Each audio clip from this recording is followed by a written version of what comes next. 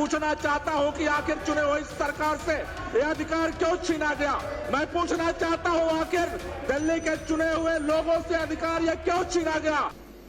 पिछले कई दिनों से दिल्ली के अंदर सीएजी रिपोर्ट पर चर्चा कर रहा है। अध्यक्ष महोदय, आज जो चर्चा हो रही है सदन के अंदर स्वास्थ्य संबंधी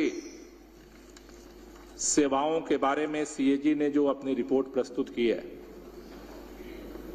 अध्यक्ष महोदय, जो सदन पटल पर सीएजी की रिपोर्ट रखी गई उस रिपोर्ट के मुख्यतः 3 हिस्से हैं।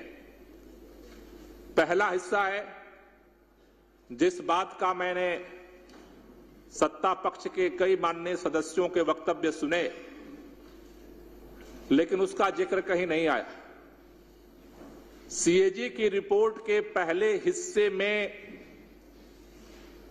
पूरे एनसीआर के अंदर जितनी सरकारें हैं उन सरकारों की तुलना में दिल्ली के अंदर जो स्वास्थ्य सेवाएं और उन स्वास्थ्य सेवाओं का दिल्ली के लोगों के ऊपर जो अनुकूल असर है उसके बारे में चर्चा की गई।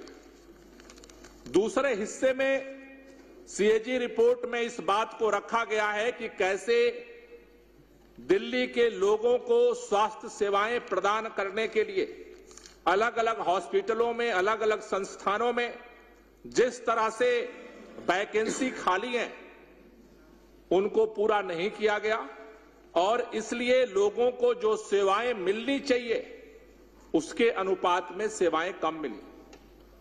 और तीसरे हिस्से में इस बात का जिक्र है मुख्य तौर पर कि दिल्ली के अंदर नए हॉस्पिटलों के नए बेड के विस्तार का जो काम था उसमें 2022 तक क्या स्थिति थी इसका जिक्र किया गया। माननीय अध्यक्ष महोदय, मैं इस बात के लिए आम आदमी पार्टी की सरकार की तारीफ करना चाहता हूं। दिल्ली कोई अकेला राज्य नहीं है।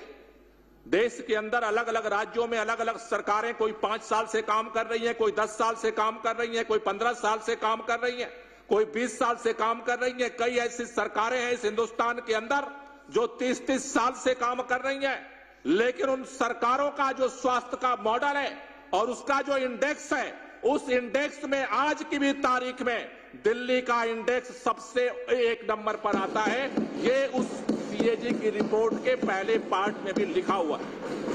अध्यक्ष महोदय, जो दूसरे हिस्से की बात हुई, कई माननीय सदस्यों ने उठाया है, कई जिम्मेदार साथियों ने उठाया है।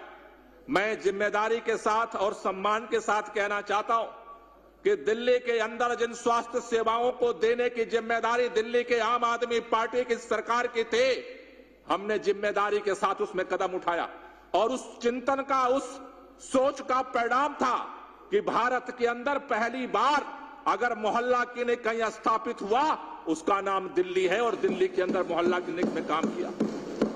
लेकिन अध्यक्ष महोदय, किस तरह से काउंटर पे कर्मचारी कम हुए, किस तरह से एक एक हॉस्पिटल के अंदर एक डाटा एंट्री ऑपरेटर की भर्ती के लिए हमने संघर्ष करना पड़ा।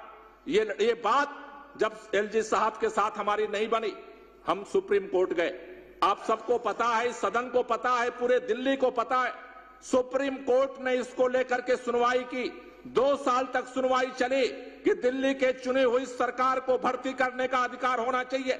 सर्वोच्च न्यायालय ने संविधान पीठ के 5 सदस्यों का गठन किया और संविधान पीठ ने यह फैसला किया कि दिल्ली के अंदर लैंड एंड बिल्डिंग, लैंड को छोड़ करके, पब्लिक ऑर्डर को छोड़ करके और पुलिस को छोड़ करके दिल्ली के चुनी हुई सरकार को निर्णय लेने का अधिकार होना चाहिए। दिल्ली के उस सुप्रीम कोर्ट के, सर्वोच्च न्यायालय के संविधान पीठ के फैसले के बावजूद भारतीय जनता पार्टी की केंद्र सरकार ने दिल्ली के साथ सौतेला व्यवहार किया। ऑर्डिनेंस ला करके सुप्रीम कोर्ट के फैसले को पलट दिया गया। भारत के इतिहास में ऐसा कभी नहीं हुआ कि संविधान पीठ फैसला करे और सरकार उसको ऑर्डिनेंस ला करके खत्म कर दे। नया कानून बना दिया गया इस दिल्ली के अंदर कि दिल्ली के अंदर लोग, दिल्ली की चुनी हुई सरकार भर्ती नहीं कर सकती है।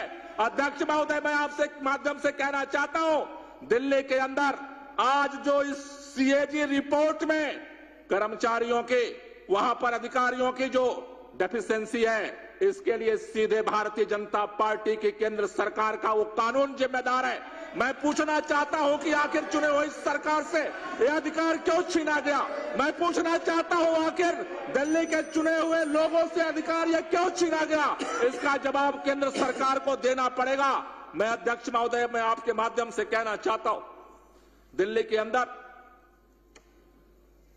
नए अस्पतालों की बात हो रही थी।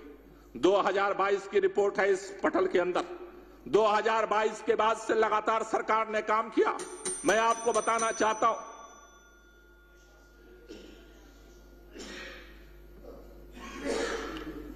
पूरा करिए ना। आपने घंटी बजाई। हाँ, घंटी इसलिए दिया कि समय हो रहा है, तो उसको समाप्त कीजिए। बंद कर दिया, जैसे आप ठीक समझो। बंद कर दिया सर, बताइए।